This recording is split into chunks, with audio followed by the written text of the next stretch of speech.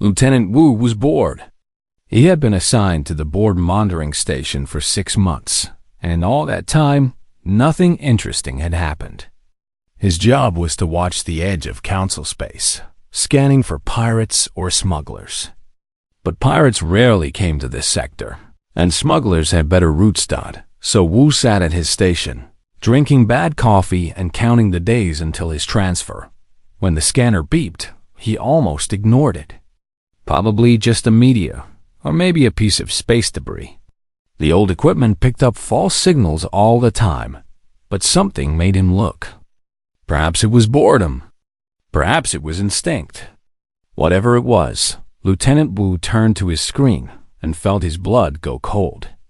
The scanner was not showing one object. It was showing thousands. Tens of thousands. They were emerging from uncharted space in perfect formation, like a dark cloud spreading across the stars. By the ancestors, Wu whispered. He had never seen anything like this. The Council fleet had maybe 3 million ships total, spread across 10,000 worlds. But this was different. These ships were black, almost invisible against space. Their design was unlike anything in Council records. No. Wait, there was something familiar about them. Wu searched his memory, tried to remember old history lessons from school. These ships looked almost like... Impossible, he said out loud. They are dead. They have been dead for 30 years. But the ships kept coming. More and more emerged from the darkness, until Wu's scanner could not count them anymore. Then, suddenly, every screen on every council world flickered. Every communication channel, every broadcast system, every data network, all of them showed the same image at the same time. A face appeared. It was an old woman with white hair and hard eyes. Behind her stood a young man in military uniform, and behind him stood rows of soldiers in black armor. "My name is General Hannah," the woman said. Her voice was calm, almost gentle. "I speak for what remains of humanity." Across the galaxy, trillions of beings stopped what they were doing. They gathered around screens, pressed closer to speakers, stared in disbelief at the face of a species they believed extinct. 30 years ago, General Hannah continued, the Galactic Council voted to abandon Earth. You sealed our borders. You canceled our treaties. You left 8 billion people to die at the hands of the Void Swarm. She paused. Her eyes seemed to look directly at every viewer, as if she could see them all. You thought we were gone. You celebrated our death. You divided our territory and forgot our names. You told yourselves that it was necessary, that the mathematics made sense, that the needs of the many outweighed the needs of the few. Her voice grew colder. You were wrong. We did not die. We fled to the darkness between stars, to places your maps do not show. And there, in silence and shadow, we built. The image shifted to show the fleet. 10,000 warships hung in space, their black holes reflecting no light. They looked like ghosts, like shadows given form. We built ships, Hannah said. We built weapons. We built an army. And we taught our children to remember what you did to us. Every human alive today knows the story. Every human alive today has carried the weight of your betrayal since birth. In the council chamber, Speaker 1 watched the broadcast with his 3 purple eyes wide. His 6 arms trembled. Around him, the other council members sat frozen with fear. This is not possible, Speaker 1 whispered. Our intelligence said they were all dead. Our scouts found no survivors. Apparently, our scouts were wrong, another council member said. Her voice was shaking. On the screen, General Hannah continued. You had 30 years of peace because we chose to wait. We wanted to be ready. We wanted to be sure. And now we are. She stepped aside, and the young man behind her moved forward. He wore the uniform of an admiral, and on his chest was a medal bearing the Earth symbol. I am Admiral Jun, he said. My grandfather was Admiral Tay, who begged this council for help 30 years ago. He died defending Luna, fighting to give our survivors time to escape. His last words were a promise. Chun's eyes were hard as steel. He promised that if any of us survived, we would remember. He promised that one day, we would return. He promised that the council would answer for its betrayal. He spread his hands wide. Today, we keep that promise. Back on the border station, Lieutenant Wu was trying to contact his superiors. But all communication channels were blocked. The human broadcast had taken over everything. This cannot be happening, Wu said to himself. This cannot be real. On the screen, Admiral Jun spoke again. We are not here to negotiate. We are not here to rejoin the council. We are not here for money or territory or power. We are here for justice. What justice? Someone in the council chamber shouted. What do you want? As if he could hear the question, Jun smiled. It was not a nice smile. We want you to understand. We want you to feel what we felt. We want you to know what it is like to face destruction with no hope, no help, no friends. General Hanna returned to the center of the screen. In exactly 24 hours, our fleet will begin its advance. Our targets are the homeworlds of every species that voted to abandon Earth, every world that supported the decision, every government that turned its back on us. She leaned forward. You have 24 hours to evacuate. We suggest you use them wisely. The council chamber erupted in chaos. Representatives shouted at each other, blamed each other, demanded action. Speaker 1 tried to restore order, but his voice was lost in the noise. We must fight. Someone screamed. Fight with what? Another voice answered. We reduced our military. We thought we were safe. Contact the humans. Negotiate. Offer them whatever they want. They do not want anything we can give. Did you not hear them? On the screen, Hana raised one hand and silence fell across the galaxy. Some of you may wonder if we are bluffing, she said. Some of you may think that you can gather your fleets and stop us. Some of you may believe that we will show mercy if you beg. Her eyes narrowed. Allow me to remove all doubt. The screen showed a single human warship approaching a small moon. The moon was uninhabited, just a rock in empty space, used for mining operations. The warship fired one shot. The moon exploded. Not just broke apart, exploded. Completely, utterly, transformed into a cloud of dust and debris in seconds. That was one ship, Hana said. One weapon. One shot. We have 10,000 ships, and we have been preparing for this moment for 30 years. She stood tall, a warrior grandmother whose fury had been sharpened by decades of waiting. The council betrayed humanity. Now humanity has returned. In 24 hours, the reckoning begins. Pray to whatever gods you believe in, because they are the only ones who might save you now. The broadcast ended. The screens went dark. Across the galaxy, panic spread like fire. Ships launched from spaceports, crowded with refugees trying to escape. Governments collapsed as leaders fled. Military forces scrambled to organize. But it was too late, 30 years too late. And on the border of council space, Lieutenant Wu sat at his station, watching the Black Fleet approach like a tide of shadows. They remember, he whispered to no one. They have always remembered. The fleet advanced, and the stars themselves seemed to grow darker. 30 years passed in silence. The galaxy celebrated. The Void Swarm had finished with the human sector, and then, as Speaker 1 had predicted, they disappeared into the darkness beyond known space. Perhaps they had eaten enough. Perhaps they had found another direction to travel. No one knew for certain, and no one cared. The threat was gone, and that was all that mattered. On the anniversary of Earth's fall, the council held a memorial ceremony. They spoke kind words about humanity. They praised human courage, human creativity, human spirit. They called humans noble and brave and sadly missed. Then they divided up the empty human sector among themselves. The old human colonies became mining operations. The old human trade routes became new highways for alien merchants.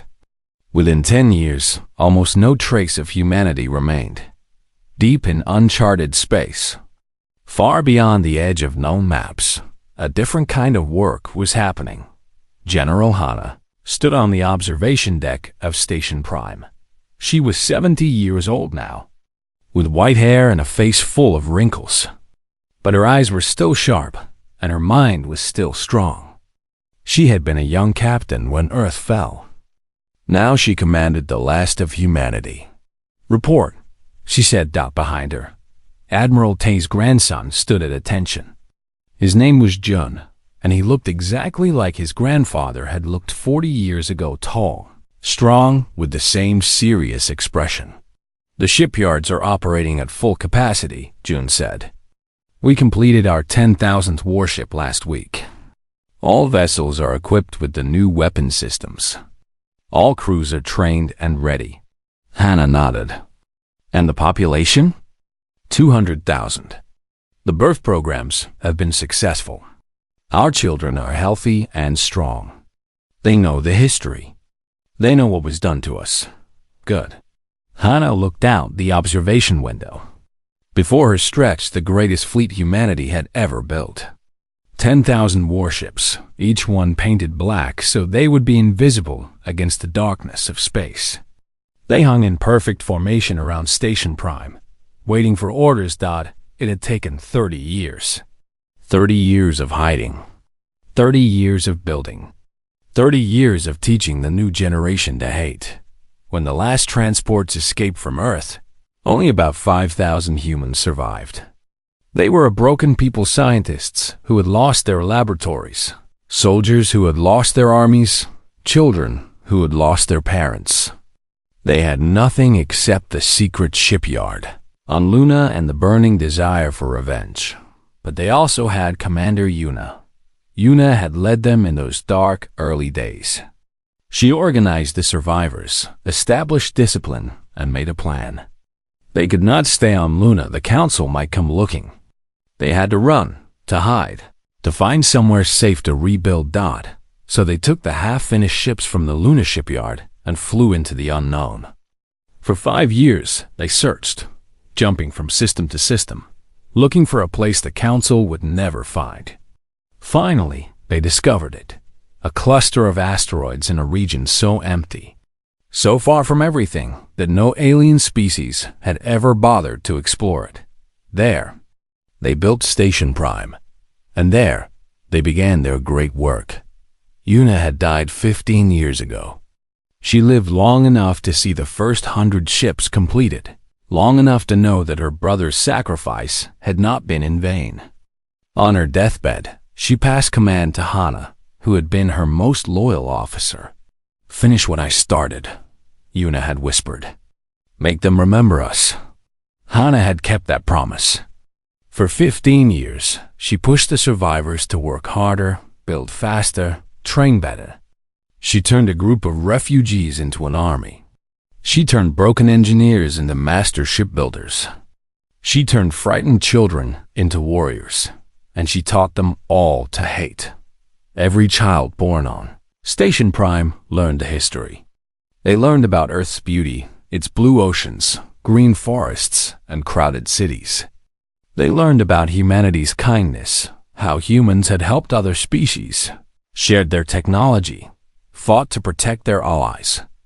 And they learned about the betrayal, how the Council had sealed their borders, canceled their treaties, and left humanity to die. The children grew up with hate in their hearts. Not wild, uncontrolled hate that would be useless.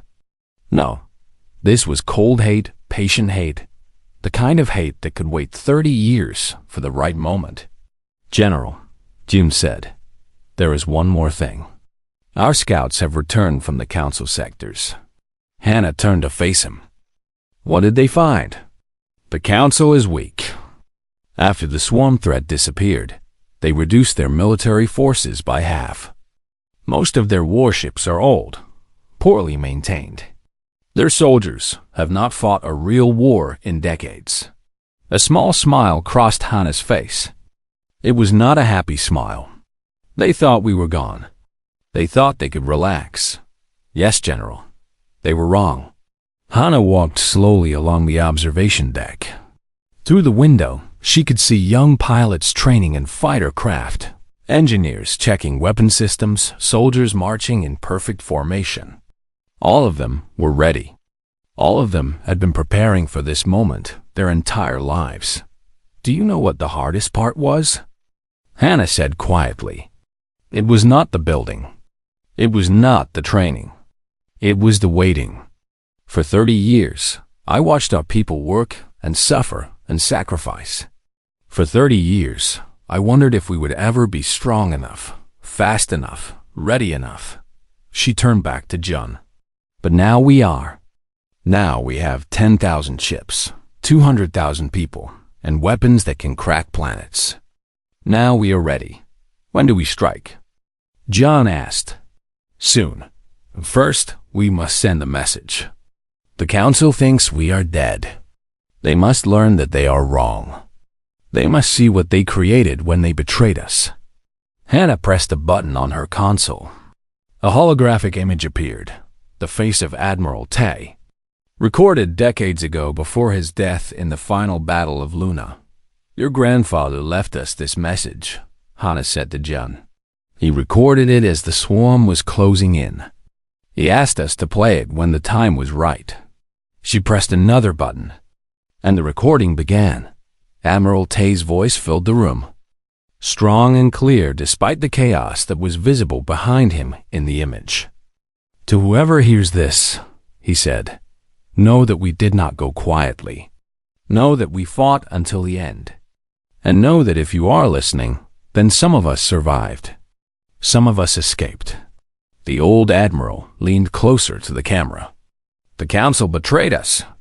They left us to die. But humans do not die easily. We are stubborn, we are clever, and we have long memories. One day, our descendants will return to the stars. One day, they will stand before the Council and show them what happens to those who betray humanity. He smiled a cold, fierce smile. On that day, tell them this. We remember. We have always remembered. And now, we have come to collect what we are owed. The recording ended. Silence filled the observation deck. John stood straighter. My grandfather's words will be heard. I swear it. They will, Hannah said. Prepare the fleet. In 72 hours, we begin Operation Reckoning. She looked out at the black ships, at the army she had spent 30 years building. Somewhere out there, the Council was sleeping peacefully, believing humanity was extinct. They would soon wake up to a nightmare.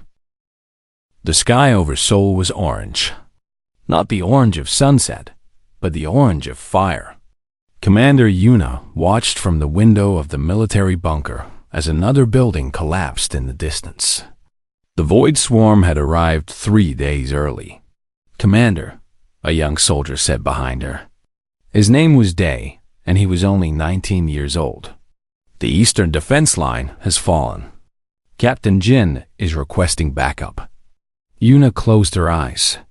Jin was her brother. He was leading the defense of the old city, trying to buy time for civilians to escape. Tell him backup is coming, Yuna said. She knew it was a lie. There was no backup.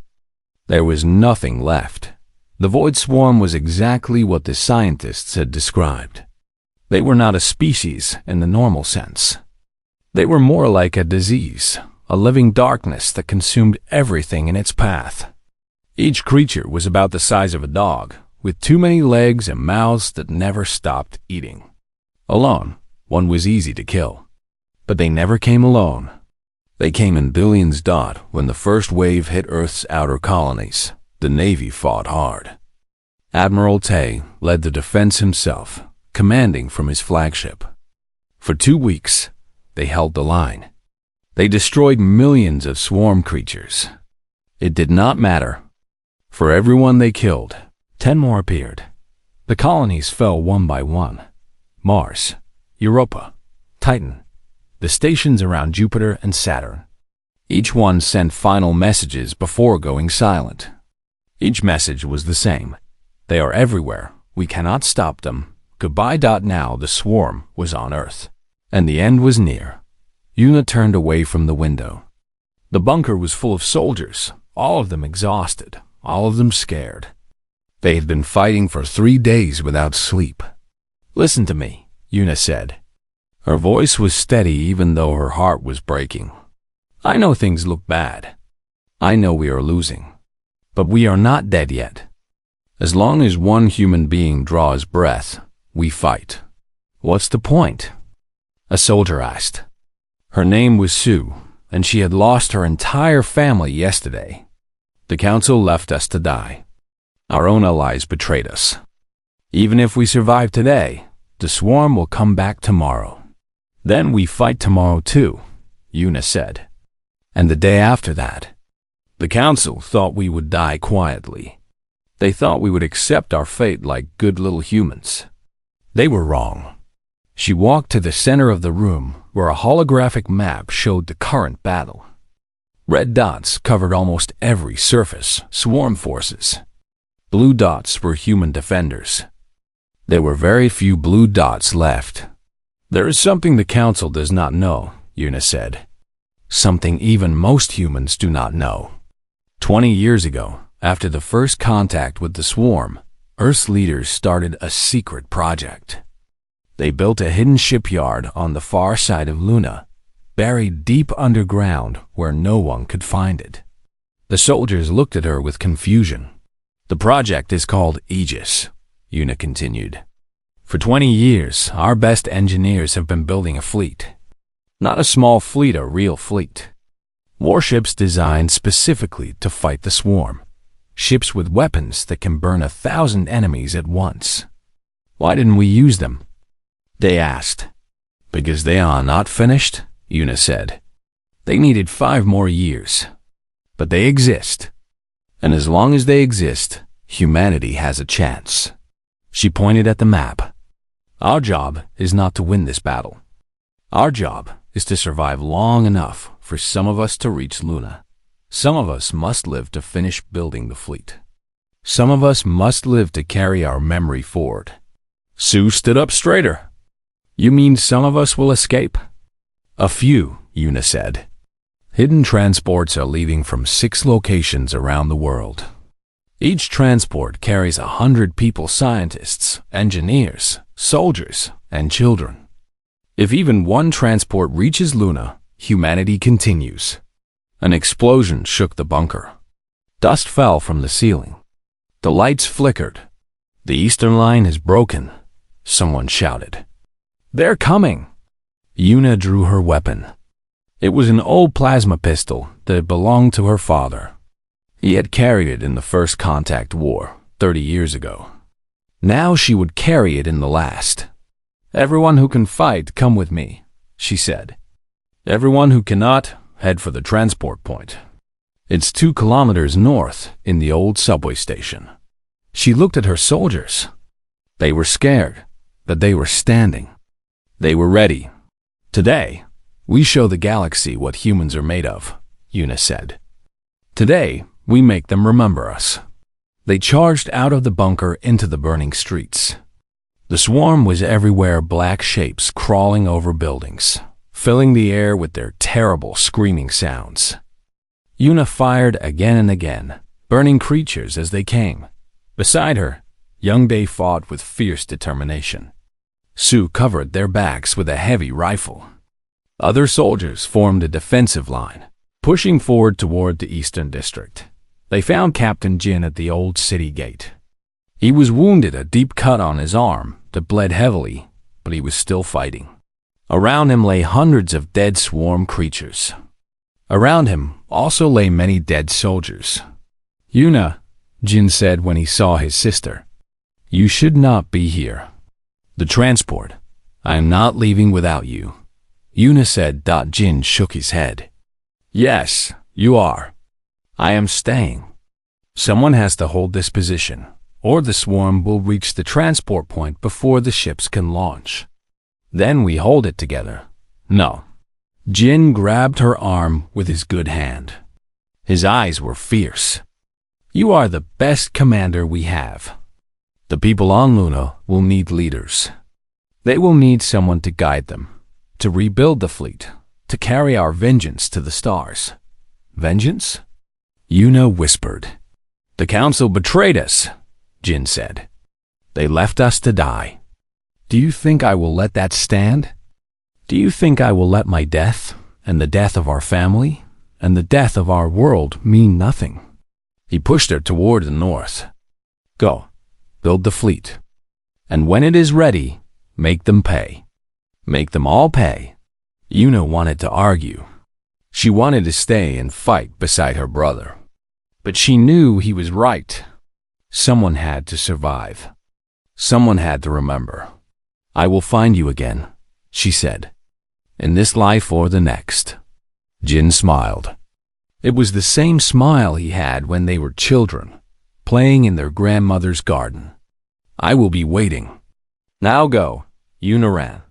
Behind her she heard Jin's voice shouting orders, heard the sound of weapons firing, heard the screaming of the swarm. She did not look back. The transport was waiting when she arrived. It was a small ship, barely larger than a shuttle, packed with 100 frightened people. The pilot was a young man named Hyan, barely old enough to fly. Commander, Hyan said, we have to leave now. The swarm is almost here. Yuna looked out the window one last time. Seoul was burning. Earth was burning. Everything she had ever known was dying. But as the transport lifted off, she made a promise. She whispered it to herself, to her brother, to the billions who were dying below. We will return. And when we do, the stars themselves will tremble. The transport disappeared into the dark sky, heading for Luna, heading for survival, heading for revenge. The Great Hall of the Galactic Council was the largest structure ever built by living beings. It floated in the center of neutral space, far from any star or planet. Thousands of alien species had gathered here for 10,000 years to discuss peace, trade, and war. Today, they gathered to decide the fate of Earth. Admiral Tay stood at the center of the speaking platform. He was 62 years old, with gray hair and tired eyes. He had served humanity for 40 years. He had fought pirates, explored unknown worlds, and shook hands with creatures that had no hands. But nothing had prepared him for this moment. Please, he said, his voice echoing through the massive chamber. The void swarm is coming. Our scientists say they will reach Earth in 18 months. We cannot fight them alone. We need the Council's help. The Council representatives sat in floating chairs arranged in a giant circle around him. There were beings of every shape and size. Some had scales, some had feathers, and some had no bodies at all, just clouds of glowing gas. They had been humanity's allies for 200 years, ever since humans first left their solar system. The High Speaker was a tall creature with 6 arms and skin like polished silver. His name was impossible for human mouths to say, so humans called him Speaker 1. He leaned forward and looked at Admiral Tay with his 3 purple eyes. Admiral, Speaker 1 said, the Council understands your fear. The Void Swarm is indeed terrible. They have destroyed 17 civilizations in the past 1,000 years. They cannot be reasoned with. They cannot be stopped. Then help us fight, Admiral Tay said. Together, we have 10 million warships. The combined fleet could die, Speaker 1 interrupted. Admiral, I will speak plainly. The Void Swarm travels in one direction only. They are moving toward your region of space. If we send our fleets to help you, we will lose them. And then, when the swarm finishes with Earth, they will come for us. We will have no defense. Admiral Tay felt cold. What are you saying? Speaker 1 looked around at the other council members. Many of them looked away. Some nodded slowly. A few showed no emotion at all. The council has voted, Speaker 1 said. The decision was made before you arrived. Earth's colony routes will be sealed. No ships will be allowed to leave your sector. All trade agreements are cancelled. All defense treaties are void. Admiral Tay could not believe what he was hearing. You are abandoning us. We are protecting the greater galaxy, Speaker 1 said. Earth has 8 billion people. The Council represents 4 trillion beings across 10,000 worlds. The mathematics are simple. Mathematics? Admiral Tay's voice cracked. You call this mathematics? We trusted you. We fought beside you. When the Keller Empire attacked your worlds, human soldiers died to protect you. And we are grateful, Speaker 1 said. His voice was calm, almost gentle. Your sacrifice will be remembered. But we cannot sacrifice the many to save the few. Admiral Tay looked around the chamber, searching for any friendly face. He saw Ambassador Mina standing at the edge of the human section. She was crying. Behind her, the rest of the human delegation sat in shocked silence. Is there no one? Admiral Tay called out. Is there no species here that will stand with us? Silence. The great hall, which could hold 1,000,000 voices, was completely quiet. Then, slowly one representative stood up. He was from a small species called the Tyranni. They looked almost human, but with blue skin and white hair. Their representative was older than Admiral Tay. I will speak, the Tyranni said. His name was Elder Cho. He had taken a human name years ago, out of respect for the humans who had saved his colony from a plague. Earth helped us, Elder Cho said. When our children were dying, Earth sent doctors. When our crops failed, Earth sent food. They asked for nothing in return. They did this because they believed in kindness. He looked at Speaker 1. Today, the Council shows what it truly believes in. Not kindness. Not honor. Only survival. Only fear. Speaker 1 waved one of his 6 arms. Elder Cho, the Tyranni have 1 colony and 3 warships. Your opinion is noted but irrelevant. Elder Cho sat down. He looked at Admiral Tay with sad eyes. I am sorry, my friend. I am so sorry. Admiral Tay stood alone on the platform. His mind was racing. 8 billion people. His family was on Earth, his wife, his daughter, his grandchildren. All of them would die because these creatures were afraid. You think the Void Swarm will stop at Earth? Admiral Tay said quietly. You think sealing us in will save you? The Swarm does not care about borders. They do not care about treaties. They will eat Earth, and then they will still be hungry. Perhaps, Speaker 1 said. But that is a problem for the future. Today, we solve today's problem. Admiral Tay straightened his uniform.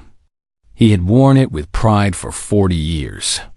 Now it felt like a costume, a joke.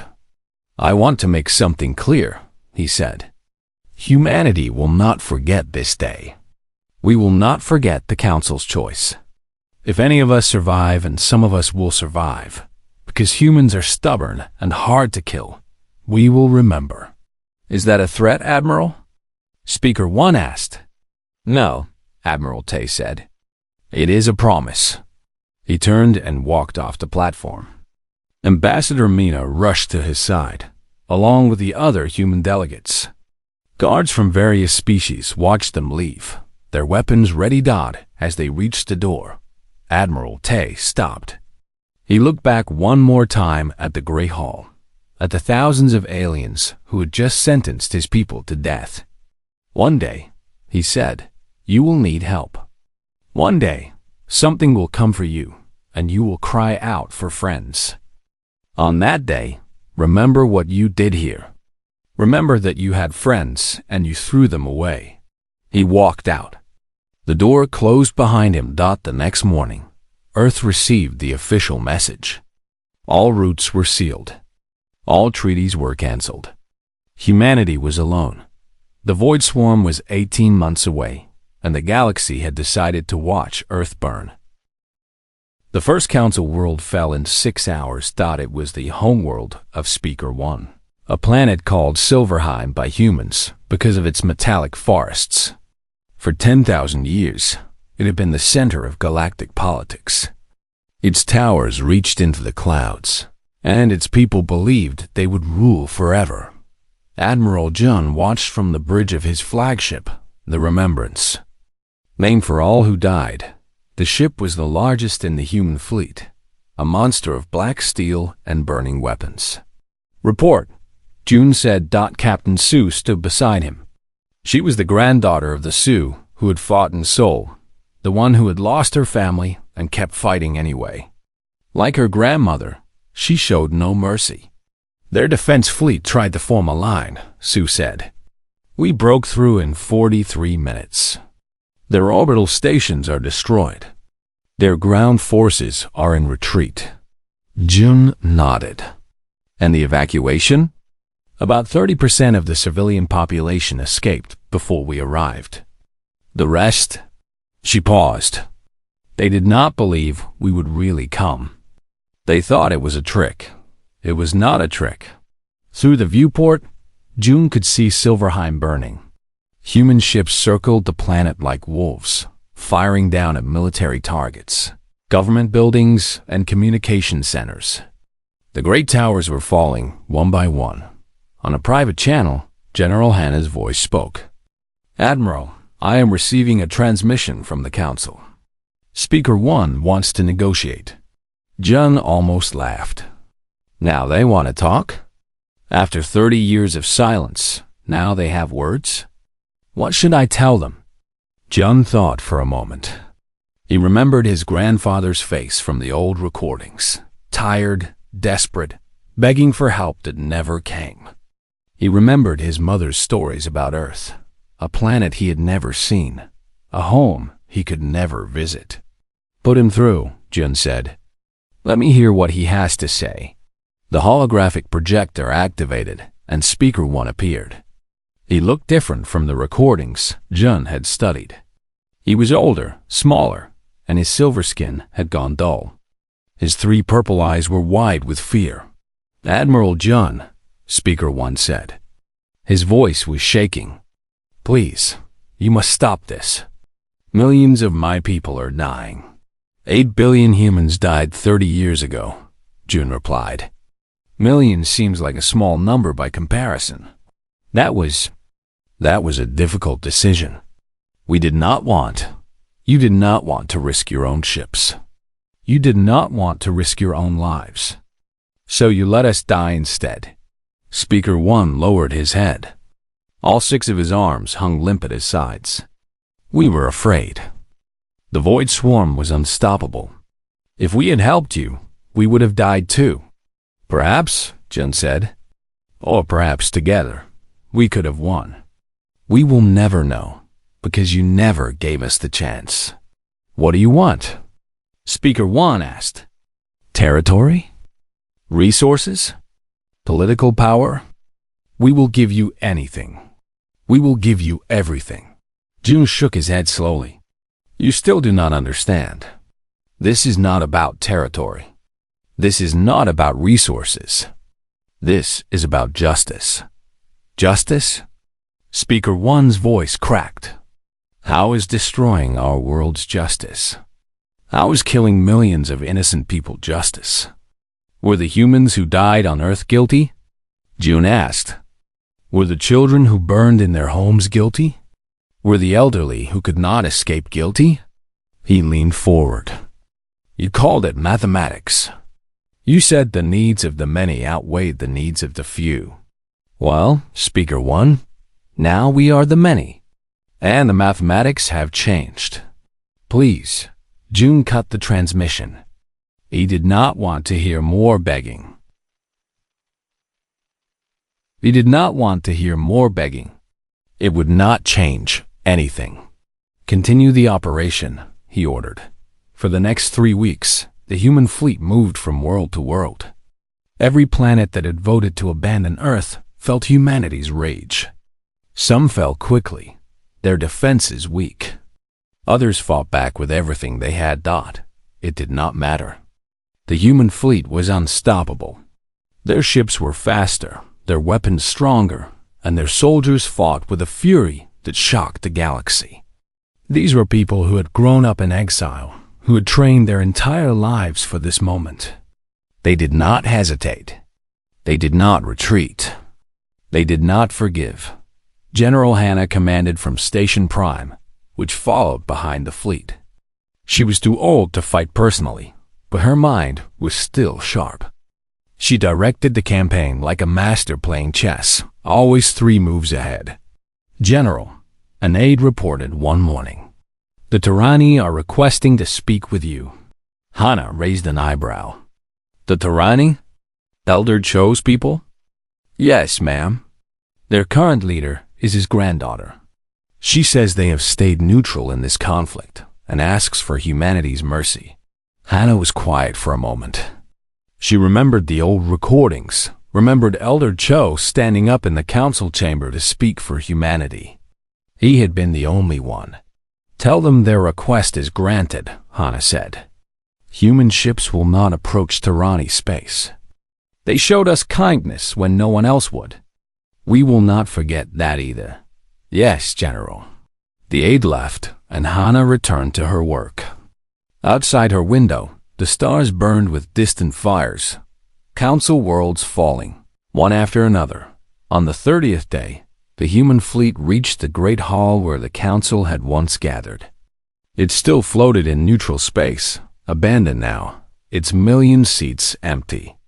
The council members had fled to hidden bunkers and secret stations, hoping to survive.